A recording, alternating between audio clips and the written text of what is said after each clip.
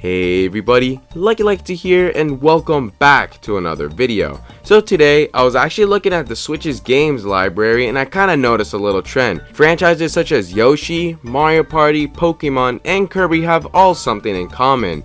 The games that they have on Switch are just mid, they're not fun. In fact, the games that they do have on Switch are worse from the ones that they had in previous consoles. So in today's video, we're going to be talking about how these franchises could possibly redeem themselves with the upcoming games coming out very soon. Anyways, I hope you guys will enjoy today's video, and Lakitu, start.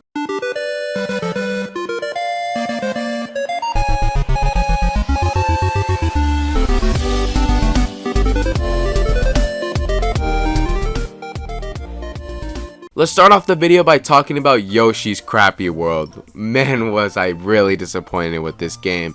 I was really excited for this game when it first got announced back a couple years ago, but ever since the game got released on Switch, man, this game was just a huge disappointment. This game was so boring, it was not fun, it was just tedious, it felt like a chore playing this game. Honestly, I'd even go as far to say that this is one of the worst games on the Switch. Like, this game is not fun, it is a complete waste of money. You may be wondering, why is that? Oh, guys, let me tell you why. First of all, the level design in this game is not fun. It's boring, and I'd even go as far to say it's even bad. Yeah, it has a couple interesting levels, the graphics are all nice and that, but it's not enough to keep the player engaged in the gameplay. In fact, half of the time I'm playing through these levels, I'm just admiring the scenery, like, yeah, it's cool and all, but I'm just not having fun playing this game. In fact, it just, like I said before, it feels like a complete chore playing this game. Second, it's just way too repetitive, especially when you're trying to 100% this game. Yeah, Yoshi games are pretty known for when you're trying to 100%. It is kind of tedious, but man, the reason it's so annoying in this game is because the amount of backtracking you have to do in levels is crazy. First of all, if you want to 100% the game, you have to beat the level normally, right? And then there's just some NPC dude in the overworld who just tells you, like, hey, collect these items for me and this and that. And then you have to play the exact same level like 3 times. And it's not fun. And those 3 times, it's always going to be the same quest for like every single level in the game. It's either find the 3 Poochies, you play the level in the opposite direction, or it's something else which I completely forgot about. It's just way too repetitive, and like I said before, bad level design and repetitiveness just not go together. Next, I want to talk about the soundtrack. And man, it's just not good. What is so hard to make a good soundtrack? Nah, I'm playing. All jokes aside, this soundtrack is actually just not good. This sounds literally like music I would make when I'm like 3 years old with like a xylophone. It is not good. It is not pleasant to the ears. Like, hear this song.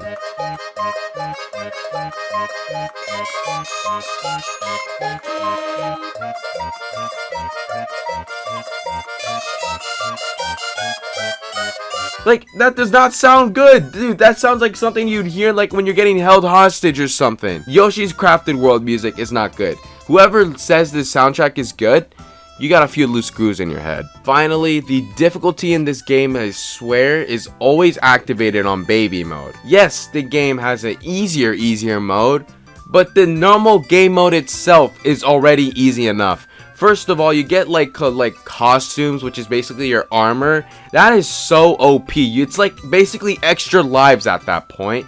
There is no life system or live system in this game. If you die, there's no consequences of you dying. You don't lose anything at all. And like I just said, it offers an easier mode known as mellow mode. You may be wondering what that is. Well, it makes the game into a completely baby mode, and it allows the player to infinitely fly. Like, what? Is there anything else I need to say? Those reasons I just talked about are the reason no Switch owner ever talks about Yoshi's Crafted World. This game just sucks. So you may be wondering, what could have they done better for this game? Well, I actually have a couple ideas. First of all, improve the level design. They could have made it at least something like in Yoshi's Island or in Woolly World, where actually those levels in those games were super fun because they had a bit of action and they were somewhat challenging in some levels. They were really engaging and just a lot of fun. While Crafted World, on the other hand, just had none of that. They've also gotta improve the boss fights. Yeah, the bosses looked intimidating, the cutscenes for the bosses were cool and all that, but the actual fights themselves were so easy. There was no difficulty at all while fighting these bosses. The only boss I can recall being difficult is probably the secret boss. but that's not required to beat the game. Every boss that is required is fairly very easy. If there's something that a game should never do and they're not going to execute it properly, is making backtracking mandatory. And yes, at some points in Crafted World, you have to backtrack previous levels, which can be very annoying and tedious because the level design is just not fun. Last but not least, just make good music. How hard can it be to not create such a horrible soundtrack like Crafted Worlds? The next game I'm going to be talking about is Super Mario Party. I remember this game dropping near the time I got my Switch, and I was pretty tempted to get this game. Now looking back at it, I'm pretty happy I didn't, because this game like died within a week. It did not last over a week, and I can understand why, because I did end up playing this game with my friends, and I could easily say this is one of the most boring Mario Party experiences I've ever had. Now, this isn't the worst Mario Party, but it's definitely one of the bad ones. You may be wondering, why is that? Well, first of all, there's only 4 maps, and every single one of them are short and small, meaning that the maps can get pretty repetitive once you've played them more than once, which can cause the game to be boring. And no one wants to have a boring Mario Party experience, but the game somehow accomplishes that. The team mode or the co-op mode or whatever you want to call it, I don't know how they managed to do this, by the way, but it is super boring. The only one I've played is the river one, and I don't even want to try out any other ones if there are, because I got so bored of this one very quickly. And I remember playing this with my friends, and they looked like they were having somewhat fun, but it wasn't the amount of fun if we were to play some other Mario Party. Mario Party is supposed to ruin friendships, not improve them. Another really big issue with Super Mario Party is the fact that it forces you to play with Joy-Cons.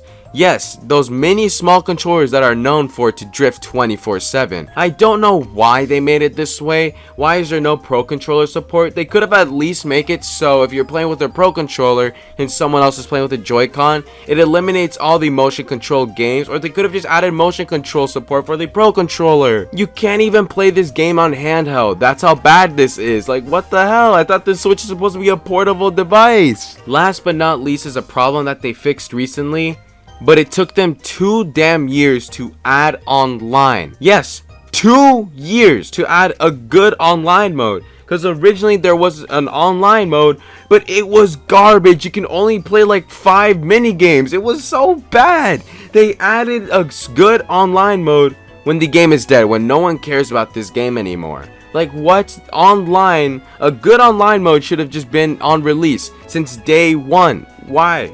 I don't understand Nintendo's logic. The problems that this Mario Party had was just crazy. So what could they have improved on? First of all, they gotta make the maps bigger and just make more maps in general. The fact that there's only 4 and they're all small and short, like what? What type of Mario Party game is this? Second of all, make it Pro Controller support. Even if they made it in Pro Controller support now, I doubt anyone would play this game, considering that there's going to be a new Mario Party coming out very soon. Third and last but not least, online should have just been an option since day 1. That is a no-brainer. I don't know why that hasn't been a thing, but Nintendo just does stupid things like this. The third game we're going to be talking about is Kirby Star Allies. Man, this game has a bunch of fan service for all you Kirby fans, but this game was pretty disappointing. Now, I've only played up to the first world in this game, but I beat the first world with my friends within 15 or 20 minutes. Yes.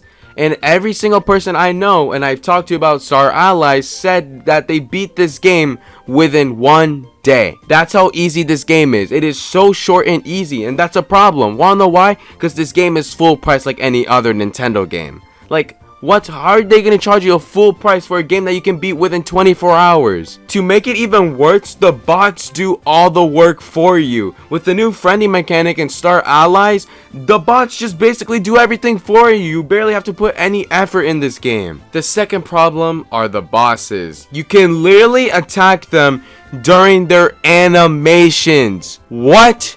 You can get free damage off their animations. That's crazy. That's all I really gotta say for the bosses. There's nothing else that can make it easier. These bosses gotta be more challenging. The game has to be more challenging. Last but not least is once again the level design.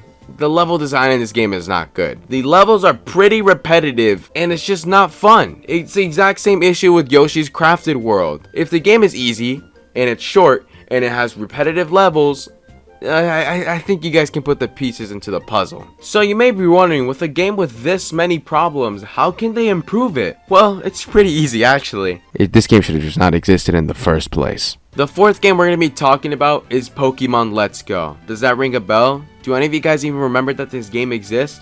I wouldn't be surprised if you guys said no, because this game was just garbage. First of all, it's another Gen 1 remake. Gen 1 is bad. Gen 1's just bad, okay? I'm sorry to tell you. If you like Gen 1, your opinions are wrong, okay? Second, this game is just boring. No one likes Gen 1. Gen 1's just boring. We've already gotten a Gen 1 remake on the GBA, and I'm pretty sure everyone's played that one. If you haven't, you probably played the ones on the Game Boy. This is Gen 1 all over again, and even somehow worse because it's Let's Go. How do you manage to make Gen 1 worse? This gen is already bad in the first place. How do you make a bad gen even worse? I just don't understand how it's even possible. Third, the gameplay is just not fun either. This game is not fun. Just everything about it is not fun. I'm a big Pokemon fan, but this game is garbage. The gameplay is not fun because it's Gen 1. This game is boring because it's Gen 1. It's another Gen 1 remake, okay? What's so special about it? Last but not least, let me actually state a real reason why this game is bad and not me just saying because it's Gen 1. The controls are so damn limited. You're legit only able to play on one Joy-Con or handheld or that one Pokeball thingy that like probably 2% of the world bought. Like what? Who bought this? Who? There is no Pro Controller support and you can't even play this game with two Joy-Cons. The best way to probably play this game is on handheld. What? That's so dumb. It's just so stupid. I don't understand why they didn't add Pro Controller support. You may be wondering, how do you fix Pokemon Let's Go? It's another Gen 1 remake, in case I haven't mentioned that already. Well, the solution is very, very obvious. This game should have just not existed. This game does not deserve any recognition. I'm glad that this game is not talked about because this game is just bad. Last but not least, we're going to be talking about the last game for this video, Pokemon Sword and Shield, and oh my goodness, this game is so bad. Let's get the elephant out of the room. This game has garbage graphics. There has been so many memes about how the graphics in this game literally look like something like the goddamn Ocarina of Time for the Nintendo 64. It is so embarrassing that Game Freak decided to drop a game with these graphics when there's a game that, aka known as Breath of the Wild, exists on the Switch.